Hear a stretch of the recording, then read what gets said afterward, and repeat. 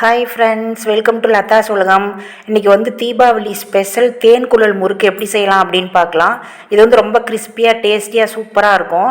இந்த தேன்குழல் முறுக்கு செய்கிறதுக்கு 1 கிலோ பச்சரிசி மாவு எடுத்திருக்கேன். இது வந்து நான் வீட்லேயே ரெடி பண்ணது தான். பச்சரிசி வந்து 3 மணி நேரம் ஊற வச்சுட்டு ஈர அரிசியாக அரைச்சி மாவு உலர்த்தி சளிச்சு எடுத்து வச்சுருக்கேன். இதை வந்து ஒரு பேசனில் போட்டுக்கலாம். இந்த 1 கிலோ பச்சரிசி மாவுக்கு நான் 1/4 கிலோ வெள்ளை உளுந்து எடுத்திருக்கேன், முழு உளுந்து. இதை வந்து இப்போ வறுத்துக்கலாம். அதுக்கு வந்து ஸ்டவ் ஆன் பண்ணி ஒரு இரும்பு கடாய் அடுப்பில் வச்சுருக்கேன். அதில் வந்து இந்த உளுந்தை சேர்த்துட்டு இளம் வறுப்பாக வறுத்துக்கலாம். அடுப்பை வந்து கொஞ்சம் கம்மியான தீயிலே வச்சுக்கலாம். நல்ல வாசனை வரும், அந்தளவுக்கு வறுத்துட்டு இதை வந்து ஒரு பேசனுக்கு மாற்றி ஆற விட்டுறலாம். இப்போ வந்து அதே வானலியில் நம்ம பச்சரிசி மாவு எடுத்து வச்சுருக்கோம்ல, அதை வந்து ஒரு 2 தவணையாக இல்லைன்னா 3 தவணையாக சேர்த்து மாவையும் வறுத்துக்கலாம். நல்லா சுள்ளுன்னு மாவு சூடேறணும். அடுப்பை வந்து கொஞ்சம் மீடியம் ஃப்ளேம்லேயே வச்சு வறுத்துக்கலாம். கைவிடாமல் கிளறி வறுத்து எடுத்துக்கலாம். பச்சரிசி மாவு வந்து கொழுக்கட்டை செய்கிறதுக்கு வறுப்பம் இல்லை அரிசி மாவு, அது மாதிரி வறுத்துட்டு செஞ்சோன்னா தான் முறுக்கு நல்லா கிறிஸ்பியாக சூப்பராக இருக்கும். இப்போ வந்து மாவு வறுத்தாச்சு. மீதி இருக்கிற மாவையும் சேர்த்து நல்லா வறுத்து எடுத்து இந்த பாத்திரத்தில் ஆற வச்சுருக்கேன். இப்போ வந்து உளுந்து வறுத்து வச்சது ஆறிடுச்சு. இது வந்து மிக்சி ஜாரில் சேர்த்து ஃபைன் பவுடராக அரைச்சிட்டு சளிச்சு எடுத்துக்கலாம்.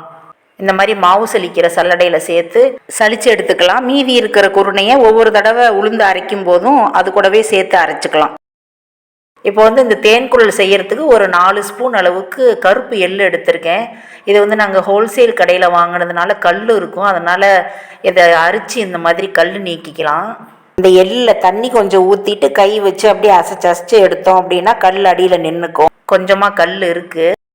கருப்பு எள்ளுக்கு பதிலாக வெள்ளை எள் வேணுனாலும் யூஸ் பண்ணிக்கலாம். இப்போ வந்து இந்த எள்ளை வந்து வடியை போட்டுடலாம். கொஞ்சம் நேரம் அந்த தண்ணியெலாம் வடியிட்டோம். அடுத்து வந்து உளுந்து மாவு அரைச்சி ரெடி பண்ணி வச்சுருக்குறோம்ல, அது கூட வந்து ஒரு 3 ஸ்பூன் அளவுக்கு சீரகம் சேர்த்துருக்கேன். அப்புறம் இந்த எள்ளையும் சேர்த்துக்கலாம். அரிசி மாவையும் சேர்த்துட்டு 1 ஸ்பூன் அளவுக்கு தூள் உப்பு, 1 ஸ்பூன் அளவுக்கு பெருங்காயத்தூள் இதை சேர்த்துட்டு 100 கிராம் பசு வெண்ணெய் வாங்கியிருக்கேன். அதை வந்து இது கூட சேர்த்துக்கலாம். 1 கிலோ பச்சரிசி மாவு எடுத்தோம் அப்படின்னா இந்த தேன்குழல் முறுக்கு செய்கிறதுக்கு 150 கிராம் வெண்ணெய் சேர்க்கணும். வெண்ணெய் மட்டும் சேர்க்குறதுனா நான் வந்து இன்றைக்கி சுடு எண்ணெயும் சேர்த்துக்க போகிறேன். அதனால் 100 கிராம் வெண்ணெய் மட்டும் சேர்த்துக்க போகிறேன். இதை சேர்த்துட்டு கையில் நல்லா பிசைஞ்சு விட்டுறலாம். அப்புறமா தண்ணி வந்து கொஞ்சம் கொஞ்சமாக சேர்த்து ஒரு 1.5 சொம்பு அளவுக்கு தேவைப்படும். தண்ணி சேர்த்துட்டு கொஞ்சம் கெட்டியாக பிசைஞ்சுக்கலாம். இந்த தேன்குழல் முறுக்குக்கு மாவு ரொம்ப கெட்டியாகவும் இல்லாமல் ரொம்ப இலக்கமாகவும் இல்லாமல் சப்பாத்தி மாவு மாதிரி பிசைஞ்சுக்கலாம். இப்போ வந்து ஸ்டவ் ஆன் பண்ணிவிட்டு இரும்பு வானலியில் கடலெண்ணெய் சூடு பண்ணியிருக்கேன். அதில் வந்து 1 கரண்டி அளவுக்கு எடுத்து ஊற்றிக்கலாம். இது வந்து ஒரு 100 மில்லி எண்ணெய் இருக்கும். எண்ணெய் நல்லா காஞ்சி பலகாரம் போடுற மாதிரி நல்லா சூடாக இருக்கணும். அந்த மாதிரி எண்ணெய் ஊற்றணும் அப்படின்னா தான் முறுக்கு வந்து கிறிஸ்பியாக சூப்பராக வரும்.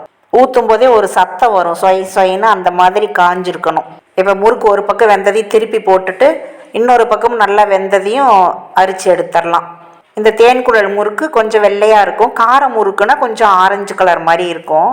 தேன்குழல் முறுக்கு இன்னும் வெள்ளையாக வேணும் அப்படின்னு நினச்சா மாவை வந்து பிரித்து வச்சுட்டு கொஞ்சம் கொஞ்சமாக தண்ணி சேர்த்து அப்பப்போ பிசைஞ்சுக்கணும். இப்போ ஃபஸ்ட் ஈடு வெந்து ரெடி ஆகிடுச்சு. இதை வந்து அரிச்சு எடுத்துடலாம். நம்ம சேனலில் ஏற்கனவே அரிசி மாவு எப்படி ரெடி பண்ணுறது, அப்புறம் கார முறுக்கு செய்கிறது இதெல்லாம் வீடியோ போட்டிருக்கேன். அதுக்கான லிங்க் டிஸ்கிரிப்ஷனில் கொடுக்குறேன், தேவைப்பட்டால் செக் பண்ணி பார்த்துக்கோங்க. இப்போ பாருங்கள், எல்லா முறுக்கையும் சுட்டு எடுத்து வச்சிட்டேன். முறுக்கு நல்லா டேஸ்ட்டாக கிறிஸ்பியாக நெய் வாசனையோட சூப்பராக இருக்குது. நீங்களும் இந்த தீபாவளிக்கு இந்த மாதிரி தேன்குழல் முறுக்கு ட்ரை பண்ணி பாருங்கள். எப்படி இருந்துச்சு அப்படின்னு எனக்கு கமெண்ட்டில் சொல்லுங்கள். கண்டிப்பாக இந்த வீடியோ பிடிச்சிருந்ததுன்னா வீடியோக்கு ஒரு லைக் கொடுத்துட்டு நம்ம லதா உலகம் சேனலை சப்ஸ்கிரைப் பண்ணி பக்கத்தில் இருக்கிற பெல் பட்டனை கிளிக் கொடுத்து வச்சுக்கோங்க ஃப்ரெண்ட்ஸ். அதில் ஆளுங்கிற ஆப்ஷனையும் கிளிக் கொடுத்து வச்சுக்கிட்டிங்கன்னா வீடியோ போட்ட உடனே உங்களுக்கு நோட்டிஃபிகேஷன் வந்துடும். தொடர்ந்து மிஸ் பண்ணாமல் எல்லா வீடியோஸையும் பார்த்துக்கலாம். தேங்க்யூ.